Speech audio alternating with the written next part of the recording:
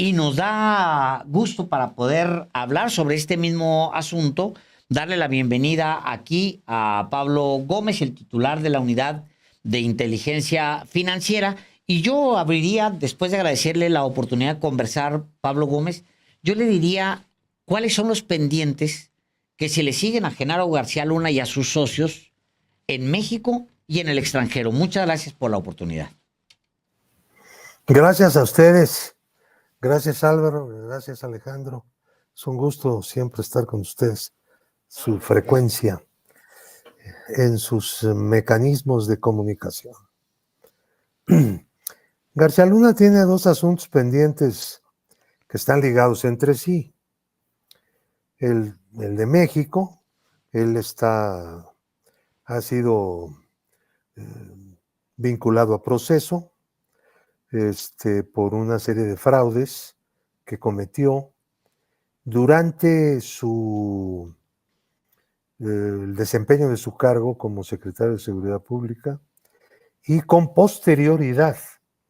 Él continuó en el siguiente sexenio, el de Enrique Peña Nieto, continuó realizando una serie de fraudes. Hay una trama corrupta que él organizó y ahí está abierto un proceso donde hay una cantidad de personas que tienen orden de aprehensión. Desde luego él es uno de ellos. Y algunos ya fueron detenidos, otros no. Los cargos son por un fraude al organismo de prisiones, en que un aglomerado de empresas vinculadas con García Luna y con una familia de mexicanos que son los Weinberg, todos se apellidan Weinberg. Uno de ellos está sujeto a un proceso de extradición en España en este momento, a instancias de México. Fue detenido por la Guardia Civil y está a disposición de los jueces de extradición en España, de la Audiencia Nacional. El conjunto de fraudes que organizó García Luna en México contra el Estado mexicano supera los 600 millones de dólares. De dólares. Y repito, de dólares. No vayan a equivocarse. Son cantidades ya un poquito respetables, ¿no? 600 millones de dólares. Más, poco más, de 600 millones de dólares. Ahora, fueron básicamente 4 contratos, más un dinero que le estafó al gobierno de la Ciudad de México a través de la Procuraduría de Justicia, en donde reclamó un pago pendiente que no existía, no había ninguna obligación gubernamental de pagar, pero le pagaron. Ahora, estos contratos que se firmaron con ese conjunto de empresas organizadas por los Weinberg y operados bajo la dirección de García Luna, dispersaron el dinero. Este es un caso de lavado de dinero muy interesante que se va a convertir con el tiempo en una especie de prototipo de operaciones con recursos de procedencia ilícita. Lo estamos, para exponerlo, lo estamos elaborando de tal manera que sea incluso un material didáctico para las personas que estudian el lavado de dinero. Criminales, ¿sí? Sí, ¿cómo lo hicieron? Es algo verdaderamente interesante, ¿no? Es decir, hicieron los fraudes a través del el vector básico que es García Luna. Su esposa se encargaba de una empresa que él tenía. Eran nada más los 2 socios de esa empresa, pero esa empresa no operaba directamente. Esa empresa le conseguía a otras empresas unos contratos. Esos contratos eran fraudulentos, sacaban el dinero, les pagaban, se llevaban el dinero a distintos lugares del mundo. Directamente al hacer el pago, las autoridades mexicanas hacían la transferencia. Pongo un caso, por ejemplo, el organismo de pensiones, perdón, de prisiones, le da 6 millones de dólares del último pago del finiquito de un contrato y utiliza a BBV, que es donde tiene su cuenta ese organismo público, para hacer un traslado a un banco en el extranjero. Y utilizan de intermediario, naturalmente, a otro banco en los Estados Unidos y finalmente llega a Barbados. Ahí hay una cuenta en un banco que tiene que opera y está fundado en Colombia, a través de una empresa que tampoco es de Barbados ni tampoco es de Colombia. Es una empresa que es de Panamá, en una operación hecha en México, pagada por el gobierno mexicano en pesos, porque la cuenta del gobierno mexicano está en pesos, pero al momento de pagarlo le pide al banco que va a hacer la transferencia que lo cambie a dólares y lo deposite en dólares en el banco que lo va a recibir. Entonces, esta empresa es una empresa que regresa gran parte del dinero a México. No se queda en Barbados. Regresa a México, a una casa de bolsa que opera más bien como casa de cambio, recibe el dinero e inmediatamente lo cambia a pesos. Recibe el dinero en dólares. Y tiene una instrucción, ¿no?, de ubicarlo en una lista grande, más de 20 cuentas de personas morales, o sea, empresas, y de personas físicas que van a recibir cantidades específicas de ese paquete. Y entonces lo coloca esta casa de bolsa en todas esas cuentas, como si todos esos fueran clientes de la casa de bolsa, pero no lo son. Nada más es él que mandó el dinero desde Barbados a través del Citi. ¿Entiendes? Pero Citi no de aquí, Citi de Estados Unidos.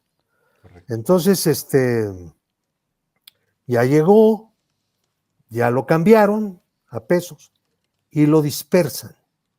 Luego, ese conjunto de empresas y de personas hacen una segunda dispersión hacia otras personas y empresas. Y hay un tercer nivel de dispersión. Y hay también una dispersión muy interesante, a ver si hablamos mañana o otro día de eso, de dinero que fue a dar a ciertos estados para financiar campañas electorales.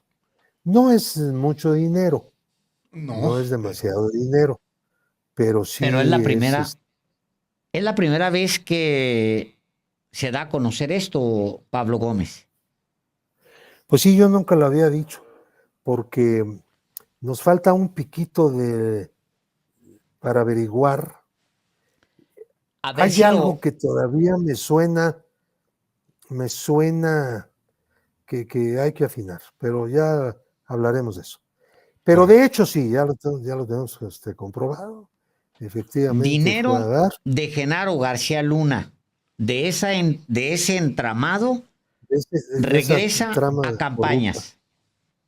Sí, no es grandes cantidades como las que No, no. defraudaron. Defraudaron más de 600 millones de dólares. Es que No, depende. no son esas cantidades, pero sí fueron dispersados en efectivo. Eso sí ya lo comprobamos. A través Es de una que empresa, En esas que efectivo. en efectivo. reparte billetes. Reparte billetes. ¿Y esas Ustedes son saben que campañas del PAN? nosotros, ¿eh? No, ¿Son campañas del PAN? si no, no. Son campañas del PRI. Del PRI. Esto, aunque Mira, lo que sea, campañas del PRI. bueno, pues es que el que le estaba dando la lana en ese momento era del PRI. El gobierno de Peña Nieto. Tenía que llegar al PRI, pues es obvio, ¿no? Eso ya no hay que investigarlo. O sea, ya sabemos cada quien de qué partido es. Correcto. Ahora, perdón que me dé risa, pero es que es tan dramático esto, tan desgarrador, que verdaderamente no sabe uno si llorar o reír, ¿Por qué, porque Pablo? De una vez, ¿cuánto y a qué campaña? no, eso no te lo puedo decir, pero lo diremos, lo Correcto, vamos a decir. Ahora, tengan por seguro. Ahora, correcto. ese fue en operaciones en efectivo. Ustedes saben que hay una ley de ORPI, de operaciones con recursos de procedencia ilícita, que obligan a reportar las operaciones en efectivo. Todas las operaciones en efectivo mayores de cierta cantidad, Sí. según dice la ley, deben ser reportadas. Y entonces por esas vías pues, se puede averiguar muchas cosas. Ahora, el punto aquí es que la trama corrupta de García Luna fue una trama corrupta que tenía como un elemento importantísimo para la realización en su penúltima etapa, operaciones de lavado de dinero masivas, ¿no? Importantes, grandes, y las llevaron a cabo. Ahora, ese es, digamos, el segundo nivel de las cosas. Pero hay un tercer nivel. Como este dinero terminó en manos de los Weinberg que viven en Florida, entonces en las operaciones de lavado de dinero productos de un fraude, y a propósito de que una parte se le quedó a García Luna, como García Luna era el funcionario público, y hay un lavado de dinero, y entonces hay algo que aparece como soborno, ¿no? Lo que los Weinberg le dan a García Luna aparece como soborno. Y es, formalmente, aunque García Luna haya sido el ideólogo de todo, ¿no? Entonces, eso hace, de acuerdo con la ley, no solamente de los Estados Unidos, sino también una ley que existe en el estado de Florida, hace que el gobierno de México pueda ir a un juicio civil reclamando ese dinero. Claro. Todo el dinero con el que se quedaron los Weinberg. Y en ese estamos. El juicio ha proseguido, son muchas etapas. Una etapa que concluyó fue el de que una parte de los bienes asegurados por el juzgado, la corte le llaman allá, de una persona que no concurrió al juicio, que fue declarado en rebeldía, fue citado pero no concurrió al juicio, que es García Luna y su esposa. Ujú. Es los departamentos que ellos tenían, que ellos compraron en Florida, probablemente no todos los que se conocen, los que fueron localizados y fueron asegurados por el juzgado, pues esos se vendieron, bueno, fueron regresados al gobierno de México. El gobierno de México los recibió a través de nosotros, que somos los que estamos llevando el proceso, y el dinero se entregó a la tesorería de la Federación, Correcto. como corresponde, ¿no? Entonces, esas son más de $2 millones, que es poca cosa comparado con con todo el dinero que se llevaron, pero de todas maneras, pues el juicio todavía no empieza. O sea, eso se hizo antes del juicio. Lo resolvió el juzgador antes del juicio, nada más viendo la pura demanda, y como el demandado no concurre y tiene bienes asegurados, ¡pum!, se los adjudican al que está haciendo la demanda, que es el gobierno de los Estados Unidos mexicanos. Por eso es que ese dinero ya fue repatriado. Ese dinero tiene un origen en los fondos públicos mexicanos, obviamente, y por lo tanto pues, se entregó a la tesorería. Ahora, esto puede seguir adelante. Vamos a ver cómo viene el siguiente momento. Ahorita ya se terminaron de presentar las pruebas. Va a venir un periodo de segunda conciliación obligatoria. Las leyes norteamericanas son así muy sistemáticas y reiteran mucho la posibilidad de conciliación cuando se trata de juicios civiles, ¿no? La sociedad norteamericana es una gran cámara de negociaciones. Todo es así, todo se lleva de esa manera. Y todo está regido, las negociaciones están regidas, y cuando son judiciales pues tienen sus lapsos y sus cosas, y todo va bajo la vigilancia y la autorización de los jueces, eso sí. Entonces,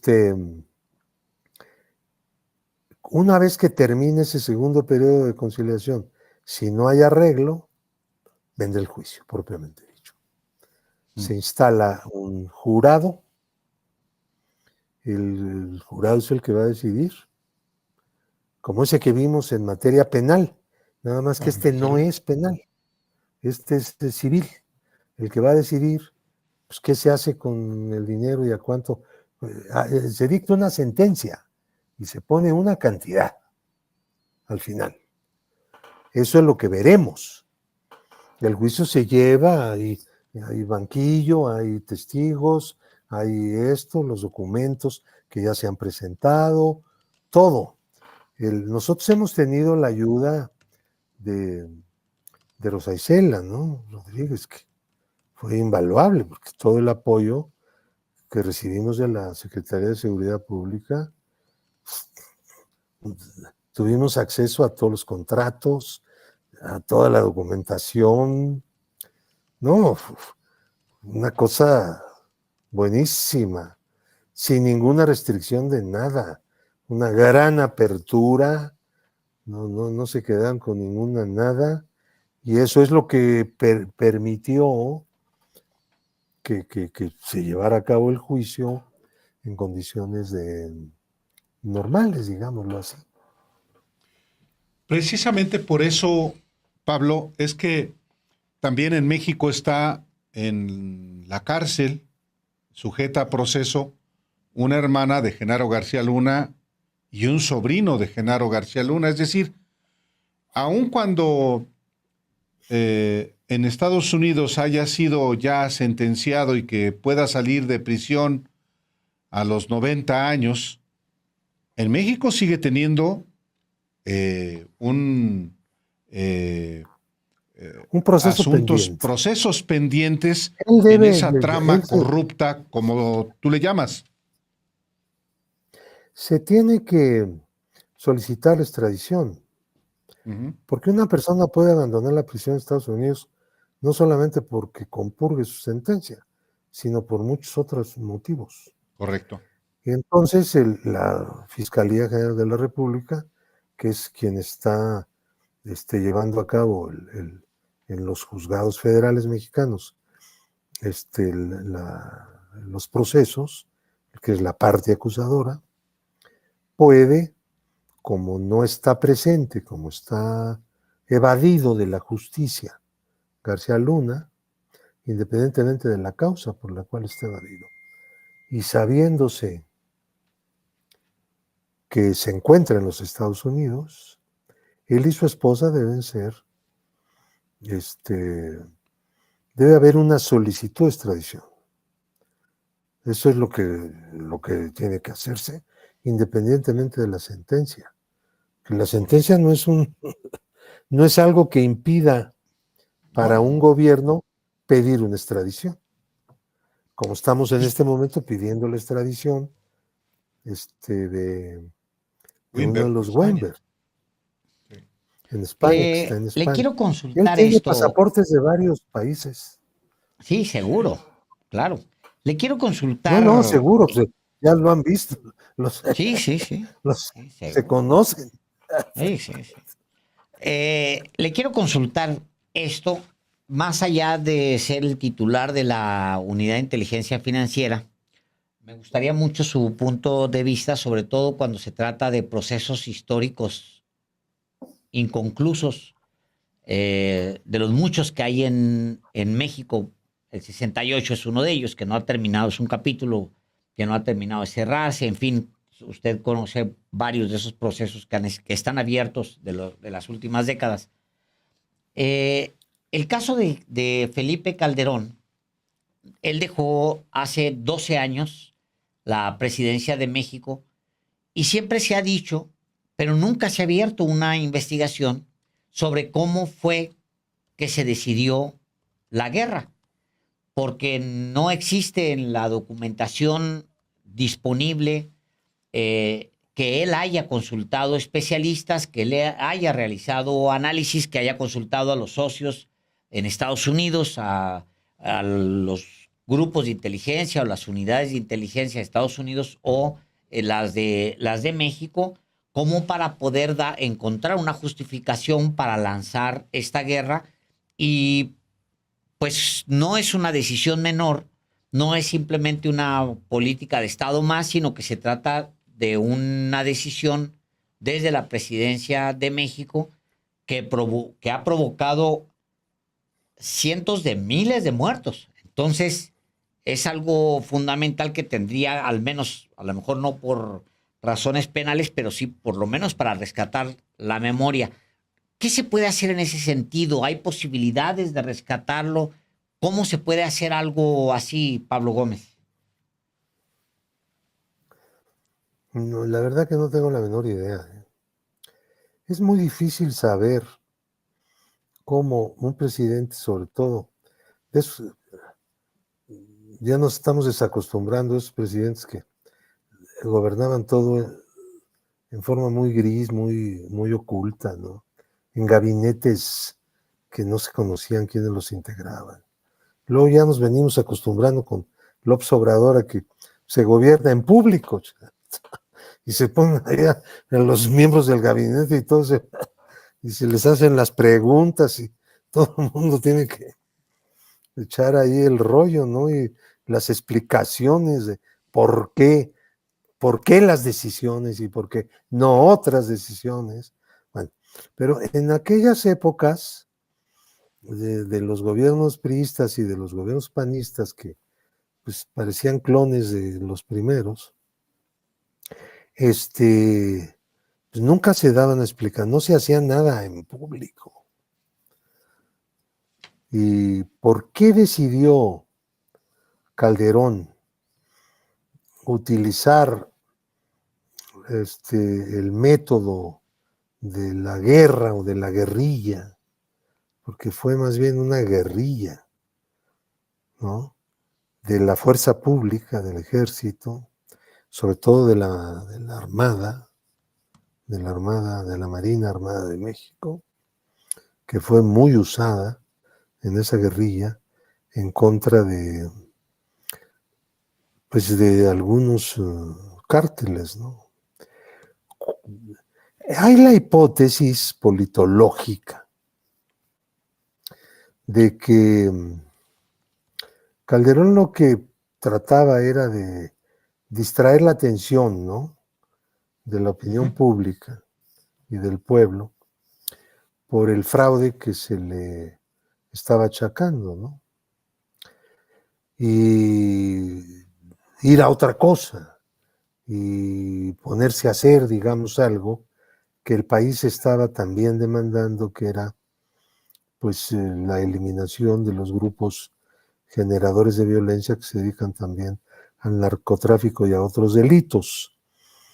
Entonces, esa es una opinión típicamente politológica, pero no tenemos en verdad unos elementos, pruebas, testimonios de algunos otros motivos. El hecho es de que García Luna, y que eso es lo importante, como dijo Claudia Sheinbaum, no cómo fue vestido en la audiencia, ¿no? Lo importante es que el mero secretario de Seguridad Pública, ¿cómo le llaman en Estados Unidos? El zar antidrogas, el zar antidelincuencia, el zar no sé qué. No sé por qué usan esa figura de zar. Pero bueno, eso no tiene nada que ver. Pero así se hace. Pues tenía vínculos o trabajaba para el Cártel del Pacífico, ¿no? Entonces, que ese es el planteamiento que hacen los norteamericanos. Y, los testigos que presentaron en el juicio contra él en Brooklyn son testigos presenciales de relaciones con ese cártel y de pagos que esos cárteles hacían en su favor. Él dice en la carta que le mandó al juez antier, él dice que es una persona que jamás tuvo ningún vínculo con ningún delincuente, ¿no? En absoluto, y que toda su vida fue pues una persona que se condujo de manera pues, con apego, esa carta, con apego a la ley.